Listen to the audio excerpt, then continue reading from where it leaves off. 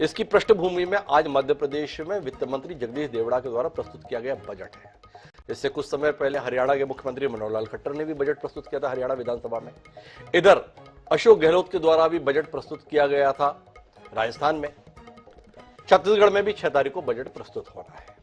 Budget के अंतर्गत सरकार बताने की कोशिश करती है कि उसकी आने वाले समय में प्राथमिकता क्या है, किस तरीके से उसके पास पैसा आने वाला है और उस पैसे का वह किस तरीके से जन कल्याण के लिए उपयोग करने वाली है। मध्य प्रदेश के संदर्भ में भी यह बजट आज प्रस्तुत किया। 3 लाख करोड़ से भी ज्यादा का भारा भरकम बजट आज जगदीश देवड़ा ने प्रस्तुत किया। उसमें तमाम योजनाओं के संदर्भ में बताया गया, स्थापना व्यय के संदर्भ में बताया गया। महत्वपूर्ण जो बात बताई गई वो ये कि शिवराज सिंह चौहान महिलाओं के संदर्भ में बेहद संवेदनशील है, खासतौर पर उन महिलाओं के संदर्भ में जो आर्थिक रूप से विपन्न है, अशक्त है। और इसी के तहत पहले उनकी एक योजना चलती थी लाडली लक्ष्मी, काफी चर्चित योजना रही, काफी लोकप्रिय योजना रही और इसने शिवराज सिंह को राजनेता के मुकाबले मामा के तौर पर भी घर घर में पहुंचाने का काम किया। अब उसको और विस्तार करने की कोशिश शिवराज सिंह कर रहे हैं। उसके तहत उन्होंने ऐलान किया लाडली बहना योजना के संदर्भ में, जिसके तहत तमाम महिलाओं को 1000 रुपए महीना राशि प्रदान की जाएगी। इसके संदर्भ में तकरीबन 7000 करोड़ रुपए का प्रावधान बजट में रखा गया है। घोषणा की गई है जो भी बच्चियां 12वीं का एग्जाम प्रथम श्रेणी में पास करेंगे उन सबको ई-स्कूटी प्रदान की जाएगी। इसके अलावा भी तमाम घोषणाएं। राजस्थान में अशोक गहलोत भी इसी प्रकार के संदर्भ में तमाम ऐलान किए। उन्होंने सिलेंडर के संदर्भ में घोषणा कर दी कि गैस सिलेंडर 500 रुपए में वह उपलब्ध कराएंगे। कुछ राज्यों में 2 सिलेंडर प्रति वर्ष मुफ्त उपलब्ध कराने के संदर्भ में बात कही गई है। कहीं टीवी मुफ्त में उपलब्ध कराया जा रहा है, कहीं गैस मुफ्त में उपलब्ध कराई जा रही है। समाजवादी पार्टी ने तो चुनाव के दौरान ऐलान कर दिया था कि हर व्यक्ति को 3 लीटर 5 लीटर तेल भी मुफ्त उपलब्ध कराया जाएगा। अब हम ये बात क्यों कर रहे हैं? हम ये बात इसलिए कर रहे हैं कि इस समय देश के प्रधानमंत्री नरेंद्र मोदी पिछले 1 दशक से देश के सबसे लोकप्रिय नेता के तौर पर नरेंद्र मोदी की श्रेष्ठता पर कोई संदेह नहीं है। जनता उनके पीछे है, जनता का समर्थन उनके साथ है और नरेंद्र मोदी की बात को देश और दुनिया दोनों ही गंभीरता से लेती है। नरेंद्र मोदी ने बीच में जनसभा को संबोधित करते हुए इस बात पर बेहद क्षुब्धता जाहिर की थी, नाराजगी जाहिर की थी, खिन्नता जाहिर की थी कि ये जो फ्री बी का खेल चल रहा है, रेवड़ी बांटने का काम चल रहा है, ये देश और प्रदेश के लिए ठीक नहीं है। ये बंद होना चाहिए। ये वोट की राजनीति के चक्कर में जो काम हो रहा है ये देश को बदहाल कर देगा, कंगाल कर देगा। हमें लगा देश का इतना बड़ा नेता, देश का प्रधानमंत्री अगर कोई बात कह रहा है तो तमाम राज्यों की सरकारें उनकी बात को गंभीरता से न केवल सुनेंगी बल्कि उस पर अमल करने के लिए भी प्रयास करेंगी। लेकिन विपक्षी दलों की बात तो छोड़िए, स्वयं भाजपा शासित राज्य भी इस बात को क्या अनसुना कर रहे हैं या रेवड़ी का मायने अलग अलग है?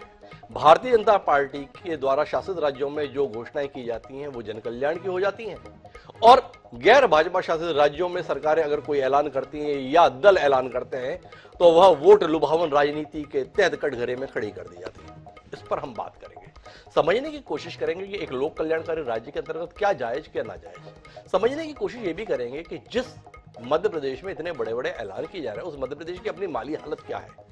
आंकड़े ये बताते हैं कि जिस मध्य प्रदेश में आज 3 लाख करोड़ से ज्यादा का बजट प्रस्तुत किया गया और जिस पर पूरा प्रदेश मुग्ध है कि देखो हमारी वित्त व्यवस्था कहां तक पहुंच गई है, उसके संदर्भ में चौंकाने वाला आंकड़ा यह भी है कि मध्य प्रदेश पर अब कर्ज 3,32,000 करोड़ का हो चुका है, जिसके ऊपर तकरीबन 20,000 करोड़ रुपए का ब्याज अदा किया जाता है। अब ऐसे कर्ज में डूबे हुए प्रदेश में बांटने के संदर्भ में ये घोषणा है प्रदेश को तरक्की की ओर ले जाएंगी या कहीं और ले जाएंगी। पुरानी पेंशन योजना की बहाली को लेकर पहले ही देश में माहौल खिंचा हुआ और उसके बीच में ये होड़, इस पर हम बात करेंगे। हमारे साथ इस तर्कपूर्ण चर्चा का हिस्सा बनने के लिए कई खास मेहमान मौजूद हैं, उनसे आपका परिचय कराते हैं और देश के संदर्भ में, देश की अर्थव्यवस्था के संदर्भ में इस नाजुक विषय पर कुछ जानने बूझने की ईमानदार कोशिश करता है। लेकिन इस सिलसिले को हम शुरू करें उससे पहले समय है आज के विचार सूत्र का। हमारा आज का विचार सूत्र कहता है कि politics is the science of extremes needs, मतलब राजनीति अति आवश्यकताओं का विज्ञान है। किसने कहा पता नहीं, पर बात काम की है। अति आवश्यकता का विज्ञान। अब अति आवश्यकता क्या है? लोगों का भला करना, लोगों का कल्याण करना या सत्ता में बने रहना? सबसे ज्यादा आवश्यक क्या है? जो सबसे ज्यादा आवश्यक है उसके अनुसार कदम उठाए जा रहे हैं। तो ये जो ऐलान है वो ऐलान किस लिए है? लोगों का जीवन स्तर में सुधार हो इसलिए है, या अपना सत्ता में आना सुनिश्चित हो, या सत्ता में अगर है तो उसमें बने रहना सुनिश्चित हो? ये सबसे बड़ी जरूरत है और इसी के लिए फैसले। इसे ध्यान में रखते हैं और इसी के साथ अपनी चर्चा को आगे बढ़ाते हैं। हमारे साथ इस चर्चा का हिस्सा बनने के लिए खास मेहमानों में जुड़े हुए हैं भारतीय जनता पार्टी के वरिष्ठ नेता और पूर्व वित्त मंत्री मध्य प्रदेश के जयंत मलैया जी। हमारे साथ संजय यादव जी हैं, कांग्रेस पार्टी के जमीनी नेता है, विधायक हैं। वंशराज दुबे हैं, उस आम आदमी पार्टी से जुड़े हुए हैं जिसकी बांटने की नीति खास तौर पर निशाने पर रहती है। और इन सब के बीच में निष्पक्ष बेबाक राय देने के लिए हमारे साथ में डॉक्टर चरण सिंह जी हैं, आरबीआई से संबद्ध रहे हैं, जाने माने अर्थशास्त्री हैं। और साथ ही तटस्थ राय देने के लिए डॉक्टर राकेश पाठक भी हमारे साथ हैं। आप सभी का स्वागत है। चर्चा की शुरुआत जयंत मलैया जी से करेंगे, लेकिन उससे पहले प्रधानमंत्री जी के उद्बोधन के उस हिस्से को सुनेंगे जो हमारे इस कार्यक्रम को करने की बुनियाद है। एक बार सुने हम सबके बेहद सम्माननीय प्रधानमंत्री क्या देश को चेता रहे हैं। आजकल हमारे देश में मुफ्त की रेवड़ी बांटकर वोट बटोरने का कल्चर लाने की भरसक कोशिश हो रही है। ये रेवड़ी कल्चर देश के विकास के लिए बहुत घातक है। इस रेवड़ी कल्चर से देश के लोगों को और खास करके मेरे युवाओं को बहुत सावधान रहने की जरूरत है।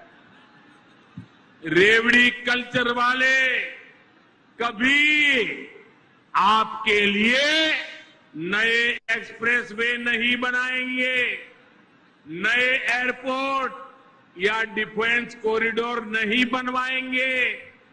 रेवड़ी कल्चर वालों को लगता है कि जनता जनार्दन को मुफ्त की रेवड़ी बांटकर उन्हें खरीद लेंगे। हमें मिलकर उनकी सोच को हराना है। रेवड़ी कल्चर को देश की राजनीति से हटाना है।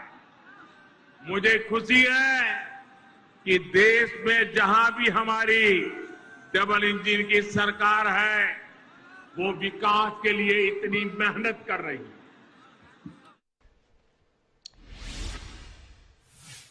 तो ये देश के प्रधानमंत्री की भावपूर्ण अपील थी।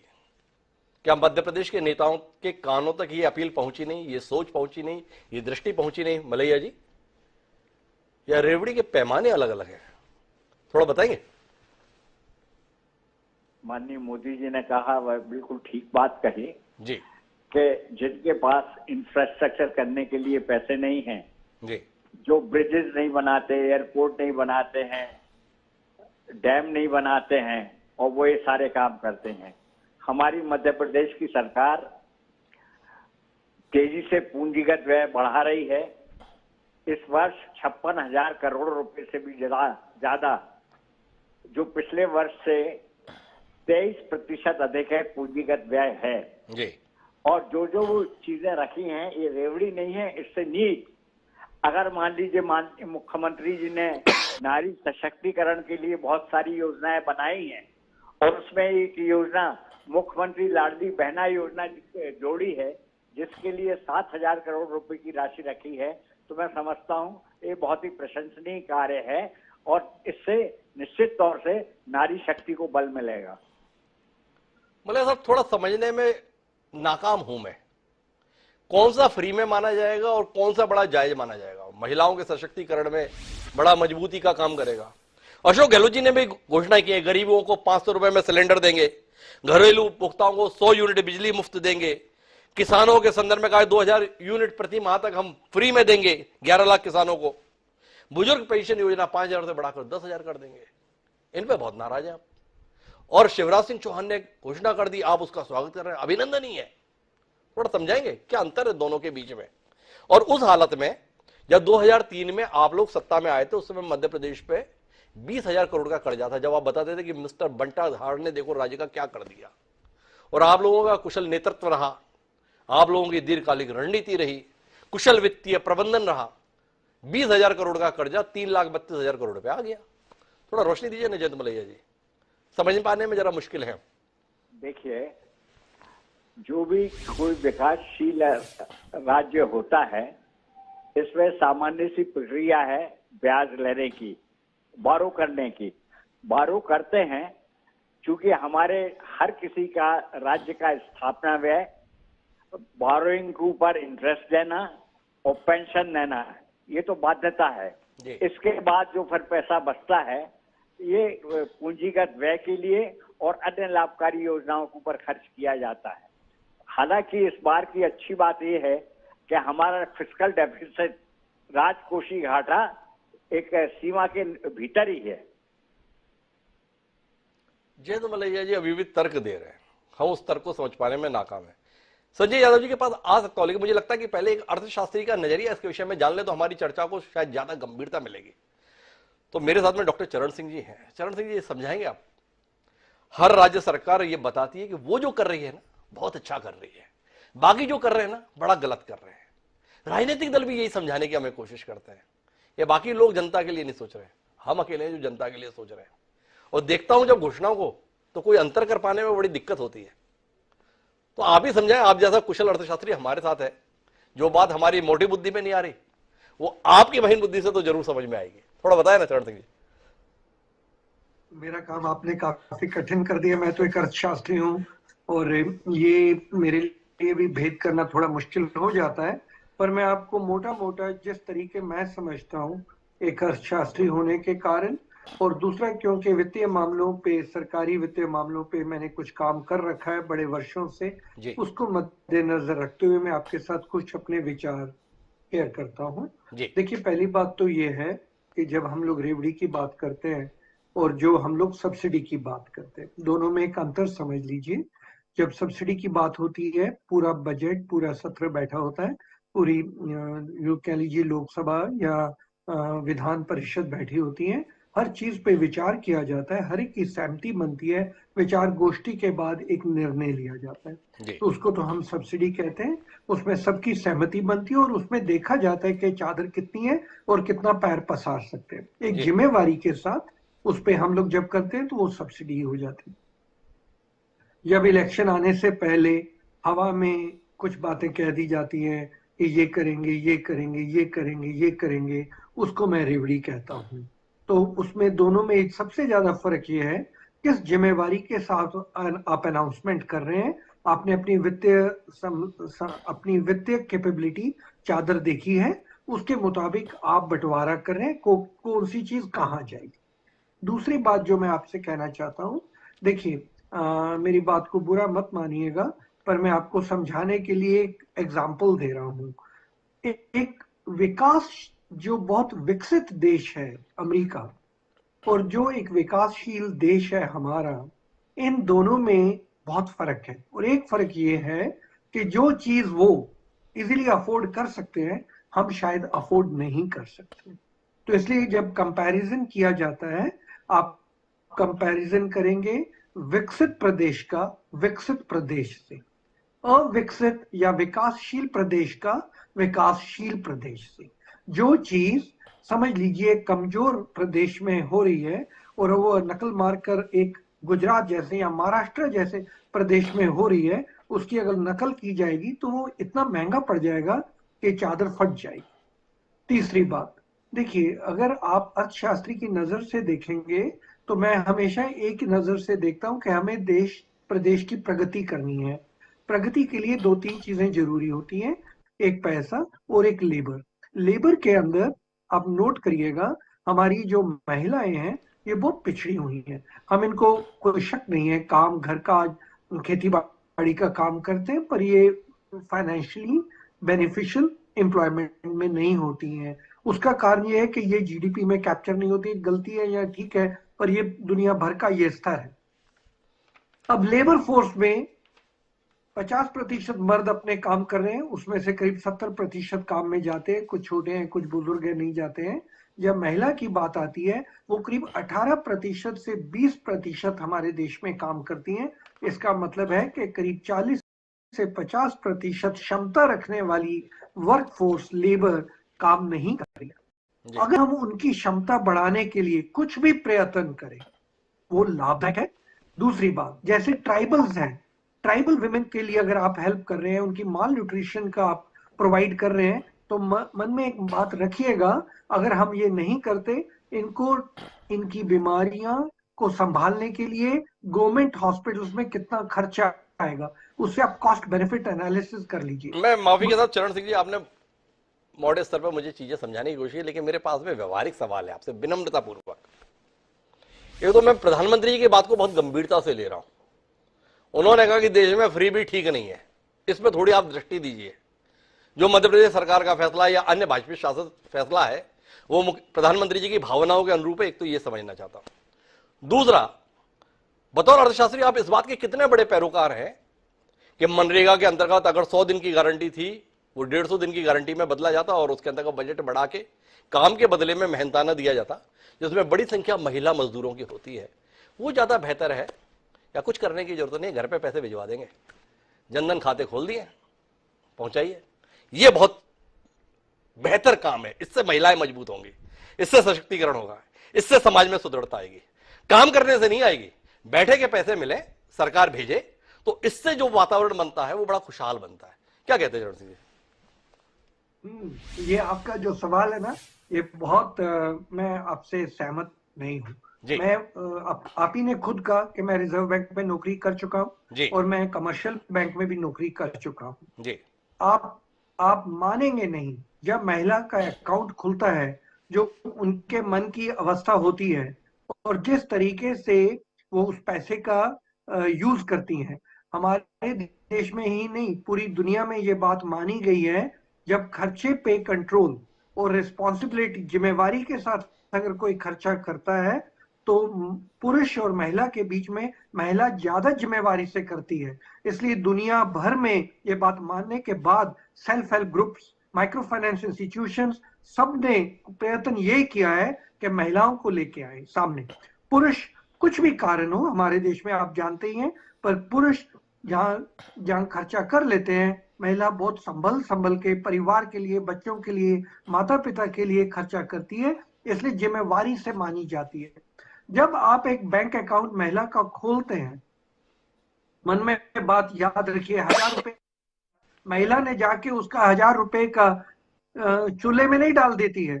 महिला उसमें से कुछ खरीदती है, घर का राशन पानी खरीदती है, बच्चों की स्कूल की फीस देती है, कुछ कपड़े खरीदती है, वो सर्कुलेशन में आ जाता है। अब यूं मत समझिए कि वो 1000 रुपया दिया और वो एकदम ड्रेनेज में चला गया, नहीं। मैं माफी के साथ डॉक्टर चरण सिंह अपनी बात को फिर से दोहराता हूं।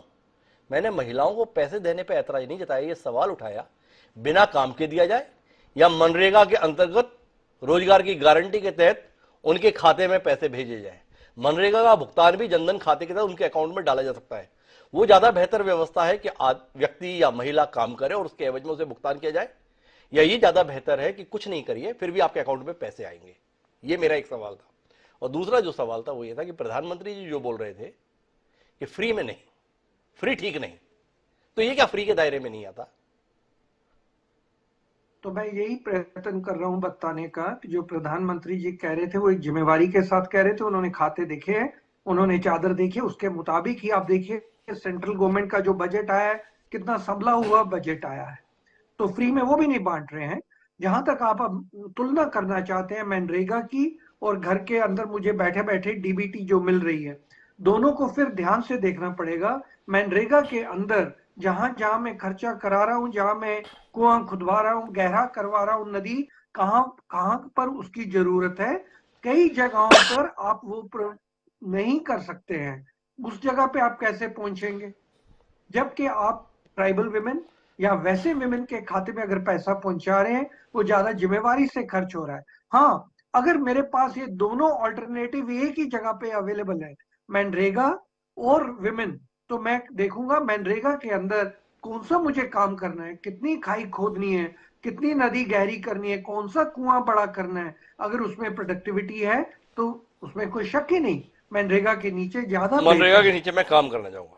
बहरहाल मैं संजय यादव जी के पास आता हूं और उनसे जानना चाहता हूं, एक भारतीय जनता पार्टी है जो देश का नवनिर्माण कर रही है, एक आप और आपके जैसे तमाम अन्य राजनीतिक दल हैं जो देश को बर्बाद कर देना चाहते हैं, खस्ता हाल कर देना चाहते हैं, बुरा हाल कर देना चाहते हैं। क्या कहते हैं संजय जी? जिम्मेदारी के साथ स्वीकार करते हैं कि राजस्थान का मानो बजट आया कांग्रेस का, सब बर्बाद करने वाला है। मध्य प्रदेश का जो बजट आया उसे देखिए, कितना दूरंदेशी है, लोगों को मजबूत करने वाला है। क्या कहते हैं? मेरे सामने आदरणीय जयंत मलैया जी बैठे हैं, और जब टीवी का आपका यह डिबेट बंद हो जाए, ये विश्लेषण बंद हो जाए, तब आप आदरणीय मलैया साहब को फोन लगा के पूछिएगा कि बाजीगरी के कलाकारी क्या होती है बजट में। वो अच्छे से बता सकते हैं कि हमारे पूर्व मंत्री रहे, वो हमारे सीनियर भी हैं, हमारे सम्मानी भी हैं। वास्तविकता यह है कि भारतीय जनता पार्टी की जो सरकार है वो कहती कुछ है, करती कुछ और, दिखाती कुछ और। मैंने अभी टीवी में सुन रहा था, माननीय मोदी जी ने कहा था कि रेवड़ी बांट रहे। अगर रेवड़ी बांट रहे तो क्या शिवराज जी आदरणीय मोदी जी की बात का सम्मान नहीं करते क्या? और जहां तक विकास की बात है, रेवड़ी बांटना विकास की श्रेणी में नहीं आता। मेरे पास अनेकों उदाहरण हैं, क्योंकि जिस तरह से शिवराज सरकार ने पिछले साल के बजट का 55% हिस्सा खर्च नहीं किया, 55% हिस्सा खर्च नहीं किया। बजट भाषण में जो कहा गया है कि सरकार का खर्च 3 लाख करोड़ से ऊपर है, वही आमदनी 2 लाख करोड़ से कुछ अधिक है। आय और व्यय में जो 9 लाख करोड़ का अंतर है, उसकी भरपाई भाजपा सरकार कहां से करेगी? इस बात को बताना चाहिए। जैसे विकास दर 16% बता रहे हैं कि अधिक है, आर्थिक सर्वेक्षण कह रहा है कि 7% से अधिक है। दिन दहाड़े आंखों में धूल झोंक रहे हैं, और सीएम साहब विकास दर स्थिति मूल पर गिनी जाती है, मोदी जी भी ऐसी गिनते हैं।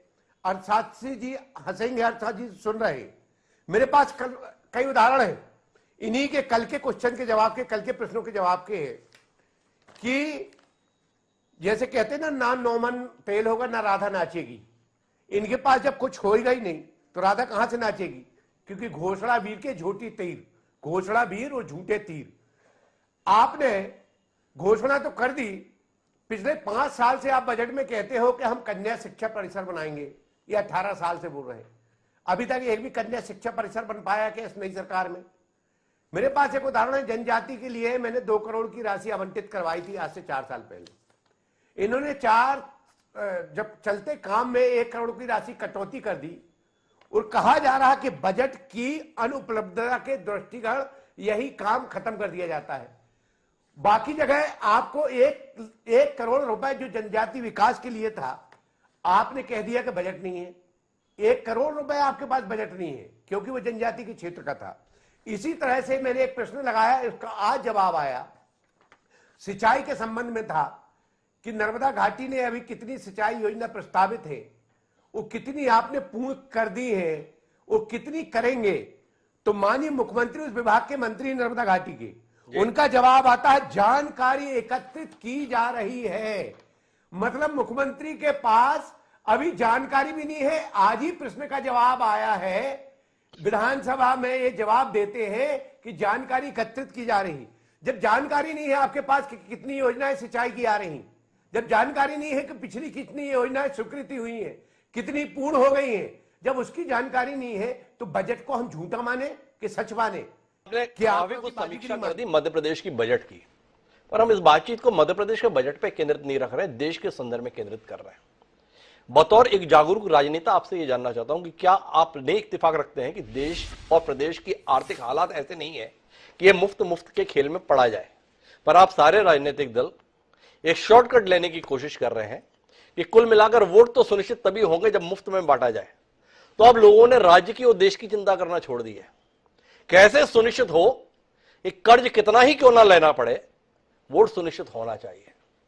इस सोच के संदर्भ में, इस दृष्टि के संदर्भ में, इस कार्य करने के तरीके के संदर्भ में कुछ कहेंगे संजय जी? अगर हम किसी इकाई के लिए कर्ज लेते हैं और इकाई नहीं लगी तो हम डिफॉल्टर घोषित हो जाएंगे। इसी तरह से शिवराज सरकार विकास के लिए नाम पर कर्ज लेती है, लेकिन विकास दिखता कहां है? रेवड़ी बांटने के लिए कभी कर्ज नहीं दिया जाता, क्योंकि वो वापस नहीं होगा।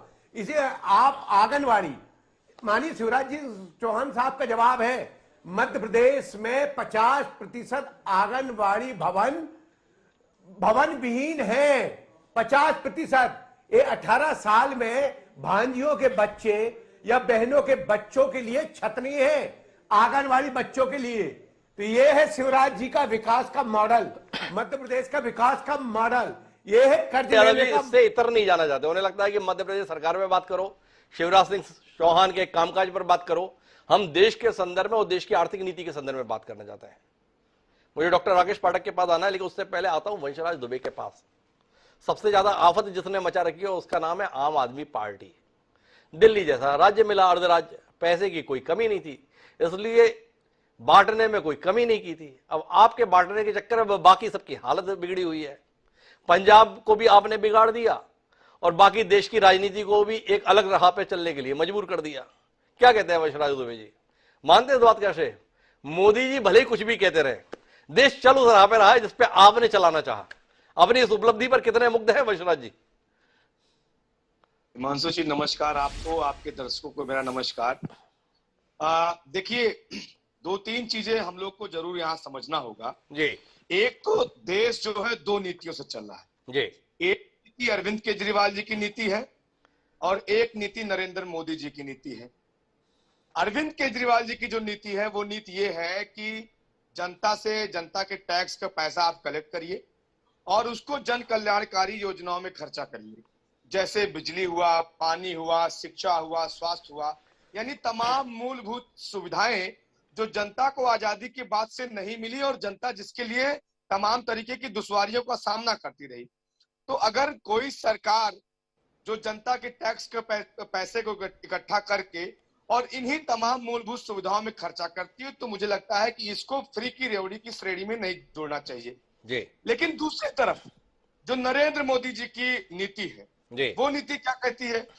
वो नीति हिमांशु भाई क्या कहती है? वो नीति ये कहती है कि जनता के टैक्स को पैसा इकट्ठा करो, महंगाई बढ़ाओ, तेल पे, डीजल पे, पेट्रोल पे, कोल बेचो, सेल बेचो, डीजल बेचो, पेट्रोल बेचो, पोर्ट बेचो, एयरपोर्ट बेचो, सड़क बेचो, रेलवे बेचो, LIC बेचो, बैंक बेचो, सब कुछ बेचो। और किसको बेचो? बेचो अपने चंद पूंजीपतियों को बेचो और जनता के खून पसीने की कमाई से अपने चंद पूंजीपतियों का 10.5 लाख करोड़ रुपए कर्जा माफ कर दो। एक उदाहरण है, 2.5 लाख करोड़ रुपए कर्जा अडानी का माफ हुआ, अडानी को कर्जा दिया गया, 84,000 करोड़ रुपए कर्जा माफ कर दिया गया। आप सोचिए, ये फ्री की रेवड़ी है जो मैं पहले केजरीवाल जी वाली नीति बता रहा था, वो फ्री की रेवड़ी है। तो सबसे दिलचस्प बात यही हो जाती है, अरविंद केजरीवाल जी की जो मॉडल ऑफ गवर्नेंस है, आम आदमी पार्टी की जब सरकार बनती, चूंकि देश के परिप्रेक्ष्य में आप डिबेट कर रहे हैं तो अच्छी बात है, सारे राज्यों की बात आनी चाहिए जी। आम आदमी पार्टी की सरकार जब बनती है दिल्ली के अंदर, हिमांशु भाई, उस सरकार का उस समय बजट रहता है 28,000 करोड़ रुपए और आज लगभग 7-8 साल के बाद तमाम सुविधाएं, जनता को मूलभूत सुविधाएं मुफ्त देने के बाद हम प्रॉफिट का बजट दे रहे हैं। बजट हो गया है 75,000 करोड़ रुपए। और वहीं दूसरी तरफ अभी आप ही का आंकड़ा मैं कोट करना चाहूंगा, लगभग 3 लाख करोड़ से ज्यादा का बजट आज मध्य प्रदेश सरकार ने पेश किया, लेकिन आप देखेंगे कर्ज उठा के तो 3,32,000 करोड़ रुपए का कर्जा ऑलरेडी चल रहा है सरकार के ऊपर। तो ये जो आप बता रहे हैं ना कि जन कल्याणकारी बजट आज मामा ने एक तरीके से पेश किया है, वो दरअसल जन कल्याणकारी बजट नहीं है, वो मामा जी की कल्याण कैसे हो जाए इसका बजट है। थोड़ा सा दृष्टि पंजाब को लेकर भी मिल जाए वंशराज दुबे जी, तो हमारे दर्शकों का बड़ा ज्ञानवर्धन हो जाएगा। क्या एक दिल्ली है, देश की राजधानी है, ना सुरक्षा की जिम्मेदारी है ना अन्य कोई जिम्मेदारी है, पैसा आ रहा है, इफरात आ रहा है, हर तरफ से आ रहा है, पर थोड़ी बात पंजाब को लेकर भी हो जाए। देखिए, आज जो भी घोषणाएं अभी 3-4 राज्यों को आपने गिनाया, जो हाल ही में अभी बजट आया अलग अलग राज्यों का, आपने देखा कि ये सारे कहीं न कहीं चुनावी बजट हैं और चुनाव चूंकि 7 महीने 8 महीने और साल के अंत में चुनाव है, उसको ध्यान में रखते हुए बनाया गया है बजट, क्योंकि सबको पता है कि ये पूरा होने वाला नहीं है, तब तक चुनाव हो जाएगा। दूसरी चीज, पंजाब के अंदर अरविंद केजरीवाल जी की जब सरकार आई तो लगभग 3.5 लाख करोड़ का कर्जा पहले से था। हमने किस तरीके से किस अच्छे स्तर पर जाके कटौती करने का काम किया और आज जो बजट वहां मुनाफे का धीरे धीरे ऊपर होने का काम हो रहा है। आपको पता है कांग्रेस, अकाली और भाजपाइयों ने मिलकर पंजाब के अंदर क्या स्कीम लॉन्च किया था कि मान लीजिए हिमांशु भाई एक बार विधायक बन गए, दोबारा विधायक बने, तिबारा बन गए, 4 बार बन गए और अब हार गए, तो 4 बार अगर विधायक बन गए तो आपको 4 पेंशन मिलेगी। कोई 1 बार विधायक है तो उसको 1 बार, कोई 6 बार विधायक उसको 6 बार पेंशन। तो आप सोचिए किस स्तर का बजट जो है इन विधायकों के पेंशन में जाता था। एक विधायक के पास 20 से 40 जो सुरक्षा कर्मी लगाए गए थे उनके सुरक्षा में। और अब आप देख लीजिए 87 लाख परिवार का बिजली का बिल हम पंजाब के अंदर जीरो ला रहे हैं।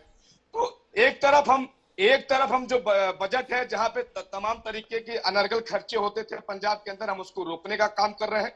दूसरी तरफ चाहे वो रेत माफियाओं पे यशराज दुबे जी, बहुत घाटे में था पंजाब, चीख चीख के पूरा देश में बताया जाता। कितना मुनाफा हो गया आपका, थोड़ा रोशनी मिल जाए ना, फिर मैं राकेश पाठक जी के पास चलूं। 3 तारीख को बजट आने वाला हो, आपको वो भी पता हो कि माननीय सुप्रीम कोर्ट ने जब फटकार लगाई राज्यपाल महोदय पे, तब जाकर वो यशराज दुबे जी हमें 3 मार्च को बताएंगे कि पंजाब कितने मुनाफे में आ गया है। पर एक उन्होंने कमाल की बात बताई है कि पंजाब में अरविंद केजरीवाल की सरकार है। भगवंत मान को आज क्या करना चाहिए, ये भगवंत मान के सोचने का विषय है, क्योंकि माननीय यशराज दुबे जी ने बताया है कि पंजाब में जब से अरविंद केजरीवाल की सरकार आई है। बहरहाल अब मैं डॉक्टर आगे बढ़े हो जी, वंशराज जी कुछ कहना चाह रहे हैं आप, शायद भूल सुधार करना हो। जी, मैंने ये कहा कि पंजाब के अंदर Arvind Kejriwal model of governance चल रहा है।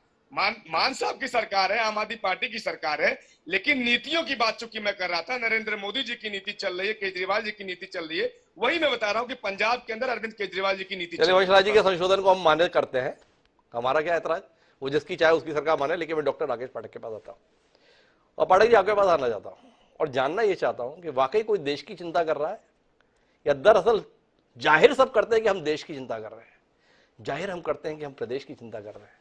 चिंता केवल दल की है, दल कैसे सत्ता में आए या दल कैसे सत्ता में बने रहे, कोई दृष्टि आपकी है क्या? आप डॉक्टर चरण सिंह जी के विचारों के साथ जाना चाहेंगे बतौर अर्थशास्त्री? उन्होंने काफी कुछ हमें समझाने की कोशिश की, फिर भी थोड़ी हमारी नासमझी ज्यादा है, तो अभी भी हम कोशिश कर रहे हैं समझने की। आप मदद करें डॉक्टर राकेश पाठक हमारी।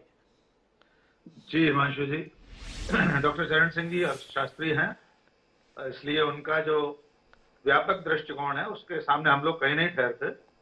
निश्चित तौर पर उनका अनुभव, उनका तजुर्बा हम लोगों के लिए एक दृष्टिपथ तैयार करता है।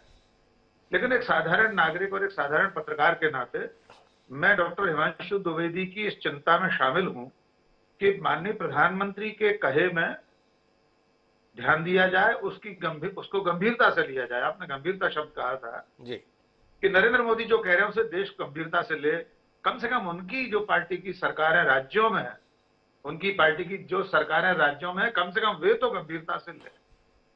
लेकिन हिमांशु जी, मुझे बड़ा खेद होता है ये सोचकर कि उनकी पार्टी की सरकारें, उनके मुख्यमंत्री, उनके वित्त मंत्री गंभीरता से तो तब लेंगे जब स्वयं माननीय नरेंद्र मोदी अपने कहे पर टिके रह सकें।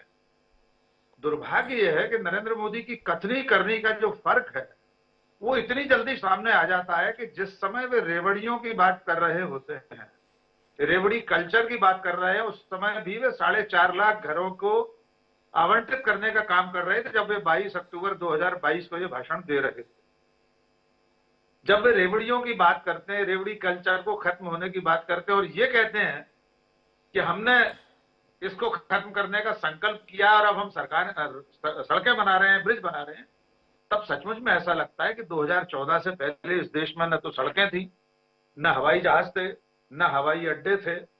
हम सब लोग चकमक पत्थर से रगड़कर आग पैदा करते थे, फिर तन पर पेड़ों की छाल लपेटते थे, ऐसा उनके कथन से प्रतीत होता है।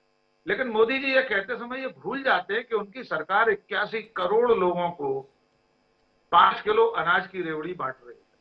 स्वयं मोदी जी अपनी कथनी करनी में ये भूल जाते हैं कि जब वे बिहार चुनाव में मंच से लाखों करोड़ का आश्वासन देते हैं, चुनावी नारा लगाते हैं, जनता से पूछते हैं कितने का पैकेज कर दिया जाए, तो वो भी किसी न किसी रेवड़ी में आता है। आपने पूछा किसको चिंता है, मैं ऐसा मानता हूं चिंता सचमुच सभी पार्टियों को है देश की, लेकिन देश की चिंता से पहले वोट की चिंता है और इस मामले में सभी पार्टियां एक ही धरातल पर खड़ी हैं। एक ही धरातल पर खड़ी है। पर मैं जरा सवाल थोड़ा अब दूसरा है डॉक्टर राकेश पाठक, क्या एक मुनाफाखोर व्यापारी का कंपनी चलाने के तरीके और एक सरकार के चलाने के तरीके में क्या अंतर नहीं होना चाहिए?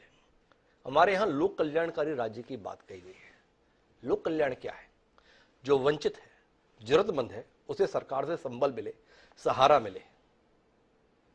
अगर इस दिशा में कोई भी सरकार, चाहे देश की चाहे प्रदेश की, कदम उठा रही है, तो इतने सवाल क्यों, इतना ऐतराज क्यों? दान करने का अधिकार केवल आपको रहेगा, मुझे नहीं। मैं उसी पाखंड पर इशारा कर रहा था, उसी कथनी करने के फर्क पर इशारा कर रहा था माननीय नरेंद्र मोदी जी जिस दिन ये कहते हैं कि मैं चाहता तो विज्ञापनों में मेरी तस्वीर भी छप सकती थी, मैं टेलीविजन पर दिख सकता था, हेडलाइन आ सकती थी, उसके अगले ही दिन देश के सारे अखबारों में पहले पेज पर उनकी तस्वीर के साथ विज्ञापन फुल पेज के छपे होते हैं, जैकेट विज्ञापन। वे दिन भर टीवी पर दिखते हैं, दिन भर हेडलाइन उन्हीं की होती है, लेकिन वे कहते हैं मैं कभी विज्ञापनों में नहीं छपा और टीवी पे नहीं देखा। तो ये कथनी करने का भेद धीरे धीरे सब लोग समझते जा रहे हैं। आपने जिस वेलफेयर स्टेट की लोक कल्याणकारी राज्य की अवधारणा का जिक्र किया, मैं स्वयं इस बात से सहमत हूं। आज सुबह से मध्य प्रदेश के बजट को लेकर भी ये बात दोहरा रहा कि नहीं, हमारा समाज और हमारे देश का जो मॉडल है उसमें जनता का हित भी सर्वोपरि है और सरकार की जिम्मेदारी है। शिक्षा, स्वास्थ्य, लोक कल्याण, जितनी भी ऐसी चीजें हैं, और उसके लिए समाज के हर वंचित वर्ग के लिए सरकार को जो कुछ कर सके करना चाहिए। डॉक्टर राकेश बाड़ा कह रहे हैं। मैं वापस अब चर्चा को नए सिरे से शुरू करता हूं। मेरे साथ में भारतीय जनता पार्टी के विचारवान प्रवक्ता दीपक विजयवर्गीय जी जुड़ गए। दीपक जी, आपसे जानना चाहता हूं, इस बात पे नाराजगी जताएं कि दूसरा क्यों ज्यादा बांट रहा है, इस बात की प्रतिस्पर्धा कीजिए। वो इतना वंचित के लिए कर पा रहा है, मैं क्यों नहीं कर पा रहा? ज्यादा बेहतर नहीं है? आप कर नहीं पा रहे तो खींच रहे हैं। अब अशोक गहलोत 500 रुपए में गैस सिलेंडर उपलब्ध कराने का वादा कर रहे हैं वंचितों को। आप बजट से पहले ही 50 रुपए की बढ़ोतरी करने के संदर्भ में लेकर आ रहे हैं। और इस पर अगर कोई सवाल कर देता है तो आप नाराज हो जाते हैं कि आपको देश की चिंता नहीं है। 350 रुपए आपने कमर्शियल का बढ़ा दिया तो आप नाराज हो जाते हैं, देश के लिए इतना भी नहीं कर सकते। तो थोड़ा दीपक जी आप बताएंगे, आप करते हैं तो बहुत ठीक होता है, दूसरे करते हैं तो वो देश के साथ खिलवाड़ कर रहे हैं, प्रदेश के साथ खिलवाड़ कर रहे हैं। इतने कृपण क्यों हो रहे हैं आप लोगों के संदर्भ में, उदारता के संदर्भ में? नहीं, देखिए ऐसा है कि देखिए दोनों चीजों का फर्क समझना पड़ेगा जी। एक तो मुफ्त रेवड़ी क्या है और जो वेलफेयर स्टेट की अवधारणा क्या है, उन दोनों के बीच के फर्क को समझना बहुत जरूरी है। अभी मेरे से पहले राकेश पाठक जी ने जो गरीब लोगों के लिए मकान दिए जा रहे हैं या 80 करोड़ लोगों को जो बुरे वक्त में मुफ्त भोजन की व्यवस्था की गई है, उसको ऑब्जेक्शन लेने की कोशिश की और उसको मुफ्त रेवड़ी कहने की कोशिश की है।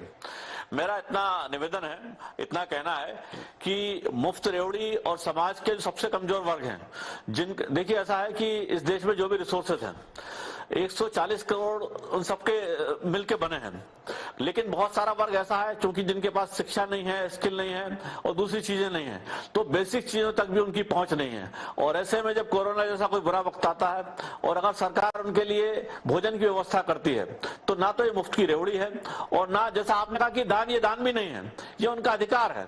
देखिए इस भूमि पर जो लोग भी रह रहे हैं, अरे मैं तो आपकी उदारता का बड़ा कायल हूं दीपक विजयवर्गीय जी, और आपके विचारों का भी बड़ा कायल हूं, आपको पता है। पर थोड़ा मुझे समझाइए आज इस कार्यक्रम में कि दूसरे क्या गुनाह कर रहे हैं और आप क्या पुण्य कर रहे हैं। ये पाप और पुण्य के फर्क को बताइए कि आम आदमी पार्टी की सरकार, कांग्रेस पार्टी की सरकार या अन्य विपक्षी दलों की सरकार, जिसमें जगन रेड्डी है, जिसमें चंद्रशेखर राव है, जिसमें ममता बनर्जी है, ये अगर अपने राज्य की जनता के लिए कुछ ऐलान करती हैं वो ठीक नहीं करती, बहुत गलत काम करती है। पर आप जो करते हैं ना वो एकदम ठीक काम करते हैं। तो थोड़ा सा स्पष्ट कीजिए, देखो ये अच्छा काम है, ये बुरा काम है, समझाओ आप। देखिए ऐसा है कि अधिक बिल्कुल सबका आर्टिकल जो 14 है वो कहता है कि इस देश में सब नागरिक बराबर हैं। उसके बाद जब आगे जाती है बात 15-16 तक, फिर एक बात आती है कि सरकार किसी भी स्तर पर लोगों को न्यायपूर्ण व्यवस्था उपलब्ध कराने के लिए और क्लासिफिकेशन कर सकती है, कोई क्लास बना सकती है कमजोर वर्गों की, जिसके तहत रिजर्वेशन हुए और दूसरी चीजें हैं। इसी तरह जिस भारतीय जनता पार्टी की जिस भी सरकार ने कोई व्यवस्था की है कमजोर वर्गों के लिए, एक क्लास बना के की है केवल उस कमजोर वर्ग के लिए, चाहे महिलाओं के लिए कोई सशक्तिकरण की बात हो, चाहे किसानों के, गरीब किसानों के सशक्तिकरण की बात हो, चाहे मैं समझता हूं दर्जनों योजनाएं गिनाई जा सकती हैं, चाहे दिल्ली में जो मकानों के देने की बात हुई है, अन्न के देने की बात हुई है। दीपक जी मैंने तो पहले ही कह दिया, आपने तो सारा कमाल ही किया हुआ है। आप जितने गरीब की, वंचित की, दीनहीन की चिंता करते कोई नहीं करता। पर साथ में ये तो समझाइए ना दूसरे क्या गुनाह किए हुए, थोड़ा उस पर रोशनी मिले ना। अरविंद केजरीवाल जी या कांग्रेस की सरकार होने, जैसे मध्य प्रदेश में कांग्रेस की सरकार बनी 15 महीनों के लिए, या पहले भी रही है, तो उन्होंने कहा सबका किसी का बिजली का बिल 100 रुपए से ज्यादा नहीं होगा। तो ये फ्री बीज है, क्योंकि जो लोग दे सकते हैं उनको सरकार की तरफ से कोई रेवड़ी देना ये अच्छी बात नहीं है। पूरे अगर आप समग्र रूप से सोचें तो 140 क्या बात कर रहे हो? आपने कमलनाथ का जीना हराम कर रखा है दीपक जी, कि संबल योजना को बंद कर दिया, लोगों के पास भारी भरकम बिल आ गए, और अभी इसी कार्यक्रम में आप बता रहे हो उन्होंने तो सबके लिए बिजली का बिल खत्म कर दिया था। दोनों चीजों में कैसे समानता हो सकती है? बड़ी उलझन हो गई। आप पिछले 2 साल से डॉक्टर राकेश पाठक और मुझे समेत पूरे प्रदेश को समझा रहे हैं कितना झूठा व्यक्ति कमलनाथ नाम का शख्स है, कितना छलिया किस्म का शख्स कमलनाथ नाम का शख्स है, जिसने देखो हमारी लोक कल्याणकारी योजनाओं को बंद कर दिया, सबके पास बड़े बड़े बिल आ गए, और अभी आप बता रहे हो अरे इनके पास भी नहीं आए, बाकी के पास भी नहीं आ रहे थे। दोनों चीजें कैसे हो सकती है? जी मेरा जो आप दोनों का फर्क बताने की कोशिश कर रहा हूं, जो सबको आम भाव पर आम उस पर कर दिया जाएगी, सबका ये माफ, तो ये फ्री भी है, ये रेवड़ी है मुफ्त की। लेकिन जो किसी कमजोर वर्ग के लिए किया जाता है, संबल योजना की जैसी बात है कि गरीबों को मुफ्त इलाज मिलेगा, तो ये गरीबों के लिए है। संबल योजना जो थी उसके अंदर जो 10-12 चीजें थी, इलाज के लिए थी, प्रसूताओं के लिए थी, और बहुत सारी। फिर इस पे भी सवाल कर लेता हूं, ये आयुष्मान योजना है, ये किसके लिए है? कौन से गरीब के लिए भर है? ये भी गरीब लोगों के लिए है। अच्छा, अगर मैं आयुष्मान योजना में इलाज कराना चाहूं तो देश के व्यवस्था में आयुष्मान कार्ड मेरा नहीं बन रहा है? नहीं, बिल्कुल नहीं होगा। आप इनकम टैक्स पेयर होंगे, बिल्कुल नहीं होगा आपका। माफ कीजिएगा, मुख्यमंत्री स्वास्थ्य योजना, आयुष्मान योजना, सबके अंतर्गत सबके लिए कल्याण की बात है, देश को बताया जा रहा है, सबकी चिंता कर रहे हैं। बहरहाल मैं इस चर्चा को आगे बढ़ाता हूं और एक बार फिर चरण सिंह जी के पास आना चाहता हूं। चरण जी, थोड़ा सा तो दृष्टि दीजिए। मुफ्त पर ऐतराज की बात करें और देश का संविधान लोक कल्याणकारी राज्य की बात करें, इसमें उलझन हो जाती है। अब सरकार मुफ्त पे रोक लगाने के लिए सीनियर सिटीजन की रेलवे में छूट के प्रावधान को खत्म कर दे रही है। बुजुर्गों को लेकर हम पहले ही परेशान हैं। जिस देश में बुजुर्गों के इतने सम्मान की स्थिति, वहां पे आजकल जो है ओल्ड एज होम्स बन रहे हैं। आशा यह है कि समाज में विकृति आ रही है, विसंगति आ रही है। अब बूढ़े माँ बाप अगर यात्रा करना चाहें तो बच्चे इसीलिए नहीं ले जाएंगे कि टिकट में पैसे बहुत खर्च हो रहे हैं। वैसे भी सरकार ने डायनेमिक फेयर लगा के काम लगा रखा है। तो चरण सिंह जी, थोड़ा उलझन में पड़ जाता हूं, चाह क्या रहे हैं, करना क्या चाहते हैं? आप थोड़ा सुलझाइए ना हमारी उलझन को। देखिए, जहां तक बुजुर्गों की पेंशन का सवाल है, जैसे मैंने अपने पिछली बार कहा कि दुनिया भर के जो आंकड़े आ रहे हैं वो ये दिखा रहे हैं कि महिला जिम्मेवारी से ज्यादा खर्चा करती है पुरुष के बराबर। इसलिए बैंकिंग इंडस्ट्री काफी ज्यादा महिला पे निर्भर रहती है, सेल्फ हेल्प ग्रुप और माइक्रो फाइनेंसेस, जो मैंने आपको बताया। उसी तरीके में आपसे एक बात और कहनी चाहूंगा, जो ओल्ड एज पेंशन है, जो बुजुर्गों की पेंशन है, उसका एक बहुत लाभ होता है। जब भी आप बुजुर्ग की पेंशन बढ़ाते हैं या बुजुर्ग को कुछ रिसोर्सेज देते हैं, तो आप मन में ये चीज रखिए, वो बिल्कुल बेकार नहीं होगा, खराब नहीं होगा, बहुत बहुत बहुत ज्यादा जिम्मेवारी के साथ उसका प्रयोग होगा जी। अभी आप एक और मसाल लीजिए, अगर आप बुजुर्गों का ट्रैवल सस्ता कर देते हैं, और वो हमारे यहाँ तो धार्मिक स्थान बहुत है, वहां पर जाते हैं, वहां पर खर्चा करते हैं, वहां की इकोनॉमी को बूस्ट कर सकते हैं, तो मैं तो पूरी तरह से बुजुर्गों को ज्यादा से ज्यादा बेनिफिट देना इसलिए चाहता हूं कि वो डिमांड को स्पर करते हैं और डिमांड क्रिएट करते हैं, इसलिए और जिम्मेवारी से खर्चा करते हैं, तो वो तो बढ़ना ही चाहिए, वो बढ़ने चाहिए। अब मैं आता हूं दीपक जी एक बार फिर आपके पास। एक तरफ केंद्र की सरकार है जिसने बुजुर्गों की ट्रेन में यात्रा की रियायत को छीन लिया है, बंद कर दिया, नहीं देंगे, बहुत नुकसान होता है भाई। दूसरी तरफ आज मध्य प्रदेश सरकार का बजट है, शिवराज सिंह लोक कल्याणकारी मुख्यमंत्री, उन्होंने कहा है कि अब बुजुर्गों को जो तीर्थ योजना है वो हम हवाई जहाज से भी कराएंगे, हेलीकॉप्टर से भी कराएंगे। किसके साथ है आप? प्रधानमंत्री मोदी जी के साथ है या शिवराज सिंह चौहान के साथ है? जवाब दीजिए।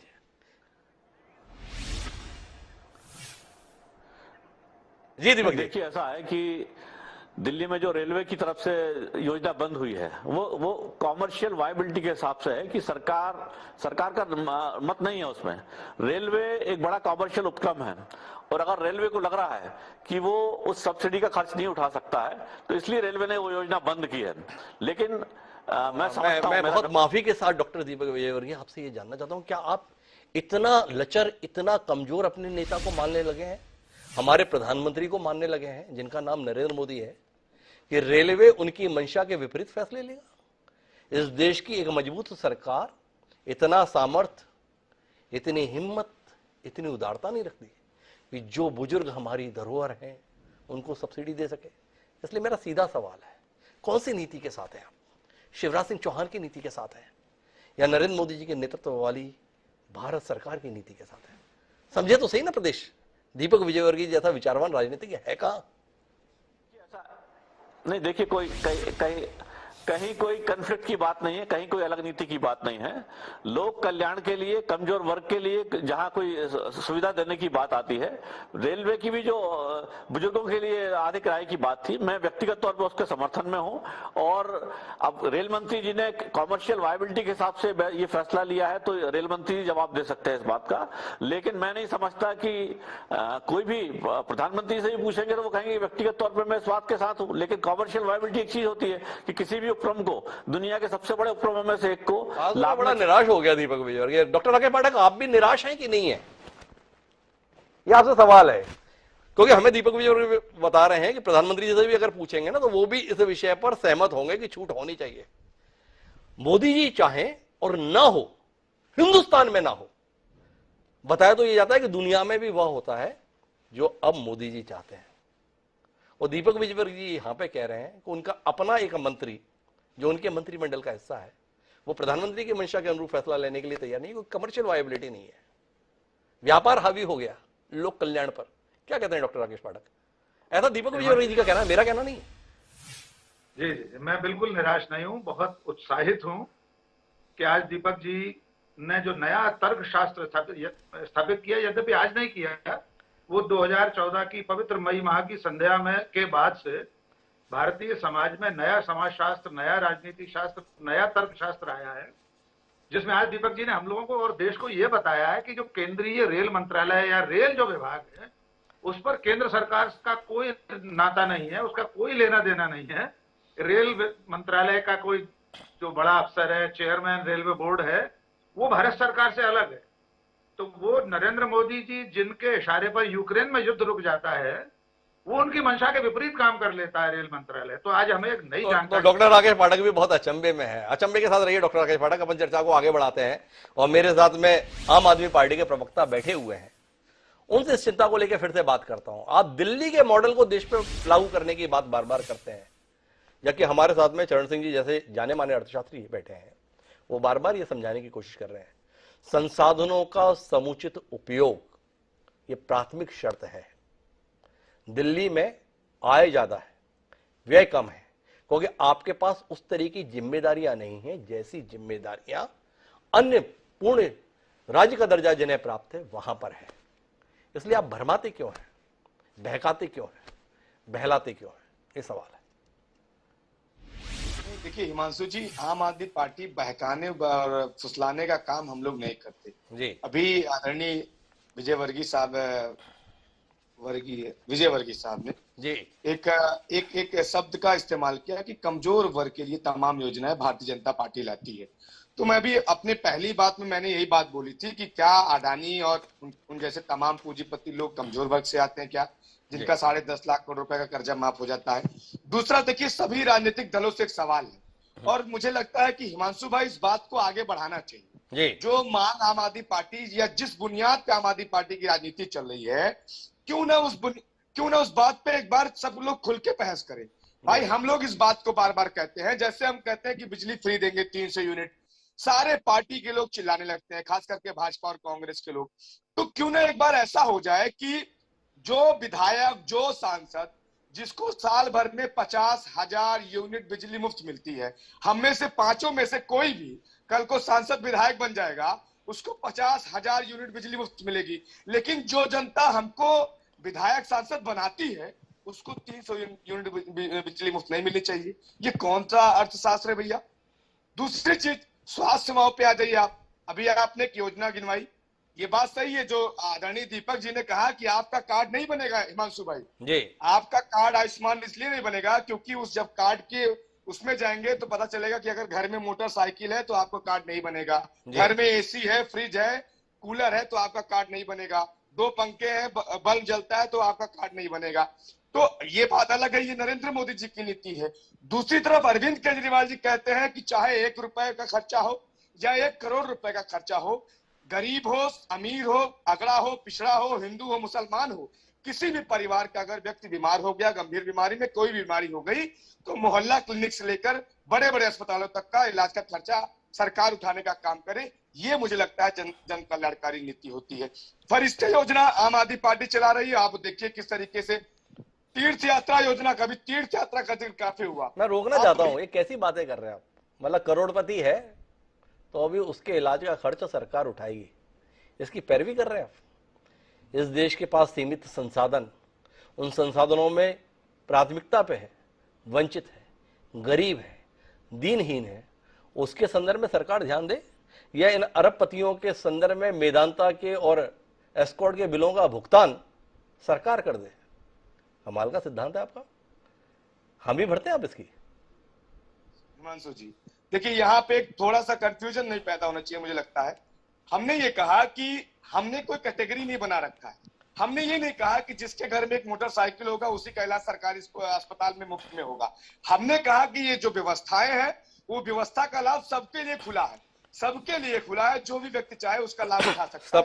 इसीलिए पर मैं अब आखिरी बातचीत के लिए एक बार फिर चरण सिंह जी के पास आना चाहता हूँ, क्योंकि मैं इसे इंटेलेक्चुअल लेवल पर समाप्त करना चाहता हूँ। हमने आरोप प्रत्यारोप के संदर्भ में काफी बात कर ली। और चरण सिंह जी, देश को बार बार जब भी कोई बजट आता है तो विपक्ष इस आधार पर कटघरे में खड़ा करता है कि देखो प्रदेश में कितना कर्जा हो गया, देश पर कितना कर्जा हो गया, इतना था इतना हो गया, हर व्यक्ति इतना कर्जदार हो गया। थोड़ा इस पहलू को बताइए। अचानक मुझे बड़ा भय होने लगता है, अरे मेरे ऊपर इतना कर्जा हो गया। थोड़ा इसके संदर्भ में बताएंगे क्यों ऐसा हो जाता है और इतना क्यों डराया जाता है, और मुझे बाकी तो चुकाना नहीं पड़ेगा ऐसे?